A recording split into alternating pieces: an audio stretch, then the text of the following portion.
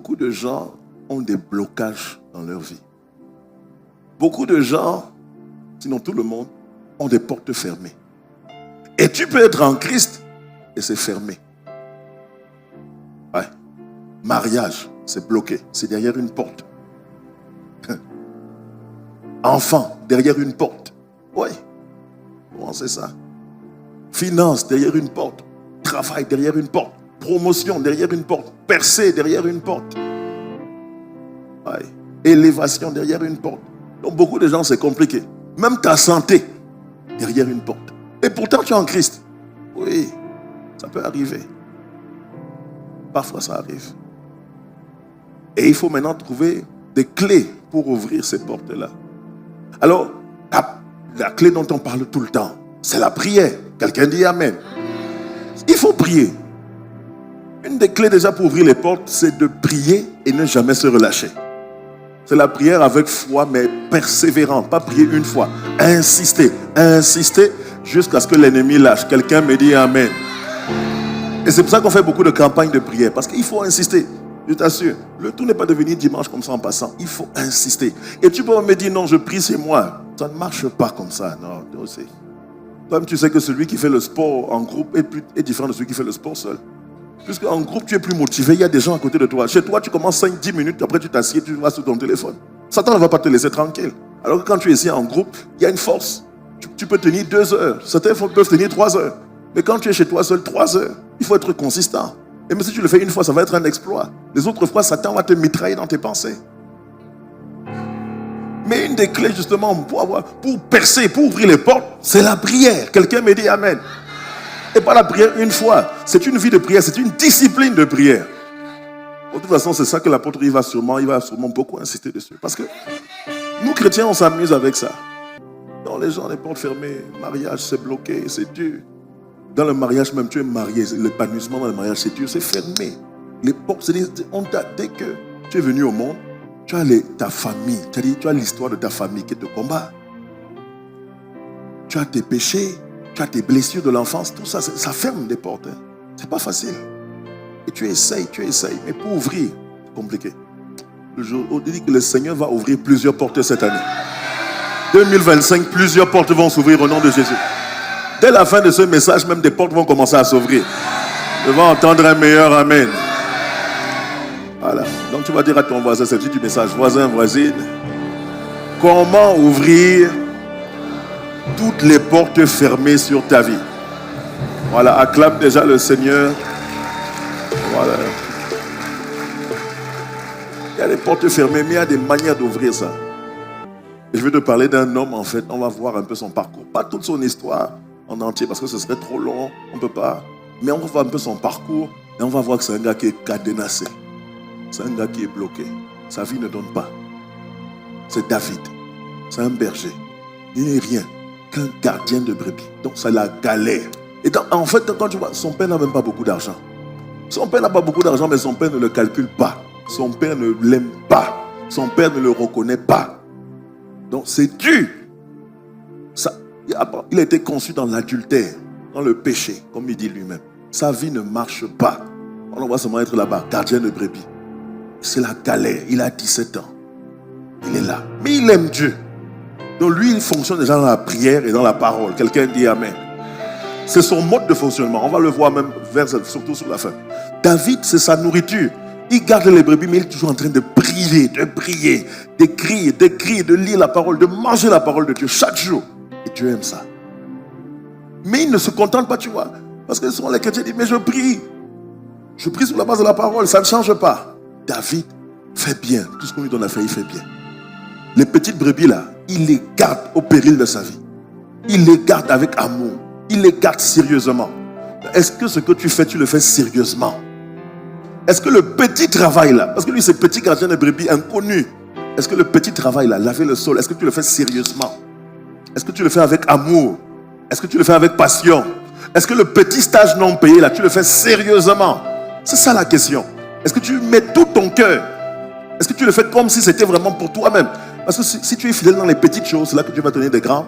Si tu es fidèle dans ce qui est à autrui, Dieu va te confier ce qui est véritablement à toi. Quelqu'un me dit Amen. Le stage non payé là, est-ce que tu fais partie des premiers arrivés et des derniers à partir? C'est ça David en fait. Le gars est malmené, tout est cadenassé. Il n'a pas d'argent. C'est sûr qu'on n'a même pas envoyé fréquenter. Parce que à l'époque, c'était pas fréquenté, mais tu apprenais un métier quand même. Et garde seulement les brebis de papa là-bas. On va voir ce qu'on va faire de ton cas. David va sur le champ de bataille. Quand David va pour combattre Goliath, le but de David, contrairement à beaucoup d'entre nous, parce qu'il faut dire la vérité, il faut se reconnaître. David veut tuer Goliath, pas pour être populaire. Pas pour dire que non, si je... David n'est pas en train de réfléchir comme beaucoup d'entre nous, comme vous venez là, en calculateur. Si je tue Goliath, ça veut dire que je serai populaire. Ça veut dire que ce sera la confirmation que je suis loin.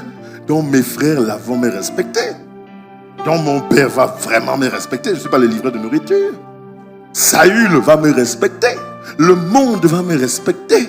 Et on va savoir que je ne suis pas un petit berger du quartier, mais que je suis quand même un guerrier. Beaucoup de gens, c'est ça. Enfin, je serai libéré. Enfin, j'aurai l'argent. Ça veut dire que c'est la voie. David n'a pas vu Goliath comme l'équation, le tremplin pour sa gloire personnelle. David veut tuer Goliath parce que Goliath insulte Dieu. C'est ça son problème. Il veut que Dieu soit glorifié. C'est tout le problème de David. Mais c'est là que David, en fait, il est en train de manifester ce qu'on appelle l'amour en profondeur. Parce que comment se fait-il non? Regarde un peu la vie d'un jeune homme. Il a 17 ans. Il est en train d'aller au combat au risque de sa vie. Il peut mourir. Mais sa motivation, il dit dans 1 Samuel 17, va au verset 46. Il dit, au verset 46, il dit, il faut que toute la terre sache que Dieu est vivant. 46. Il faut que toute la terre sache que mon Dieu est vivant. Voilà le problème de David. Il ne dit pas, il faut que je devienne roi, que je devienne ceci. Il ne dit pas qu'on m'a déjà oué un roi. Il faut que la prophétie s'accélère. C'est le moment de faire accélérer. Non, non, non. David dit qu'il faut que dans la terre-ci, voilà ça, le dernier paragraphe, toute la terre saura qu'Israël a un Dieu. Voilà sa motivation. C'est Dieu. Mon père ne m'aime pas. Il préfère mes frères. Et ça fait quoi? Mon père. David n'est pas dans les équations de je pleure, mon père ne m'aime pas, il préfère mes frères. Il s'en fout. Il sait que Dieu l'aime. Et lui, il aime Dieu. Au point d'aller vouloir mourir. David n'est pas en train de dire que non, il faut quand même qu'on fasse attention. J'ai été ou un roi. Je préfère laisser le temps passer. Il ne faut pas prendre de risques inutiles.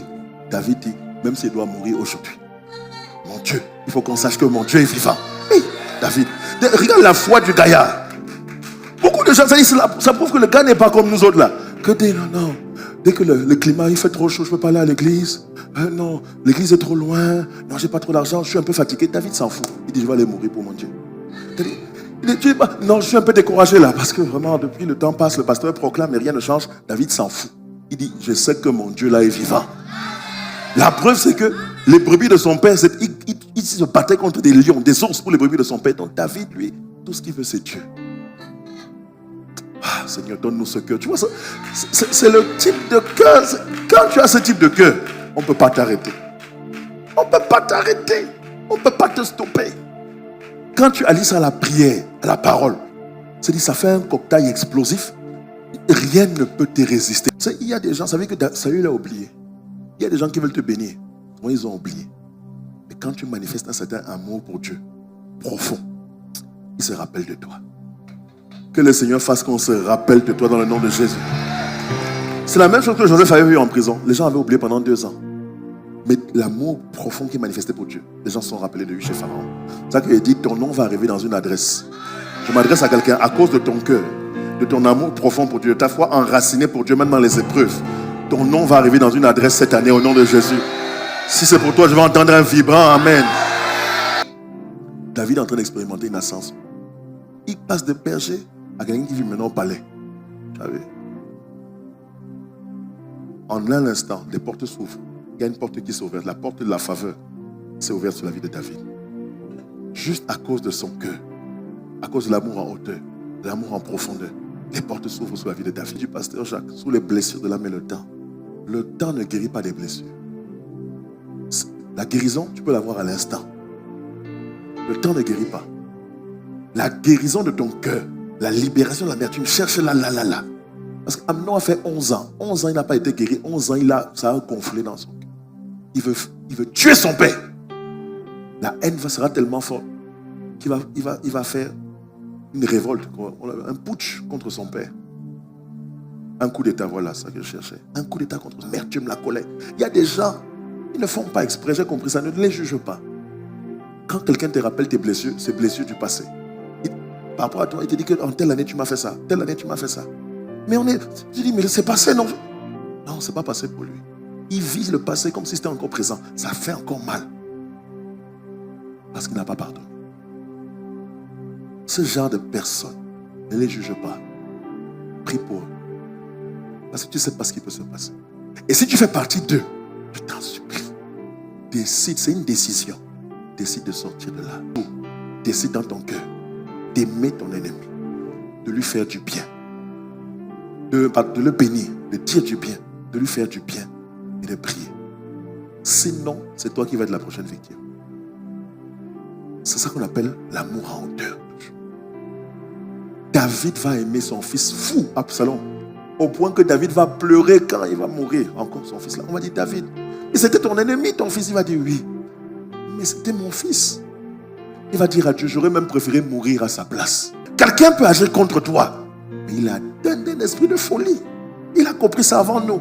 David comprend ça à l'époque, mais nous dans le siècle, si on n'arrive pas à comprendre, quelqu'un peut te faire du mal, te médire, t'insulter, être agressif, mais aie compassion de la personne. Elle est atteinte d'un esprit de colère, de folie, de souffrance.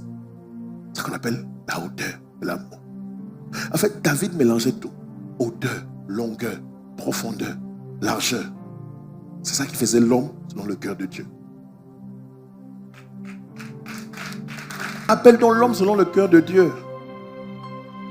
Parce qu'il combine tous les types d'amour. Mais l'homme selon le cœur de Dieu, ce n'est pas un homme parfait. C'est un homme qui commet des erreurs, justement. Il est très imparfait. Mais il cherche chaque jour à se racheter des imperfections. Et il cherche chaque jour à se racheter aussitôt. C'est ça l'homme, la femme. Ce n'est pas quelqu'un qui est gentil. Les gens croient que c'est quelqu'un. Il n'est pas gentil, c'est un violeur, c'est un tueur, David. Excuse-moi. Ce n'est pas quelqu'un qui est gentil, qui ne fait pas d'erreur. C'est quelqu'un qui, dès qu'il a la révélation que ce qu'il fait n'est pas bon, le même jour, il dit, Seigneur, je n'avais pas vu ma folie. Délivre-moi. Je ne savais pas. Délivre-moi. C'est quelqu'un qui veut chaque jour se réajuster pour Dieu. Pas pour lui, pas pour les titres, pas pour la gloire, pas pour l'argent, pas pour le mariage. Chaque jour, il dit, il veut s'améliorer pour Dieu. Chaque jour, il est en train d'évoluer pour Dieu. Dès qu'il fait une erreur, il tombe. Il dit, ah, Seigneur, je n'avais pas vu. Ah, je ne m'étais pas rendu compte que la soeur de l'église, là, le frère, là, je ne lui parle pas. Et ce n'est pas normal. Allez, je m'en vais lui parler. Je m'en vais prier pour la... David, c'est ça.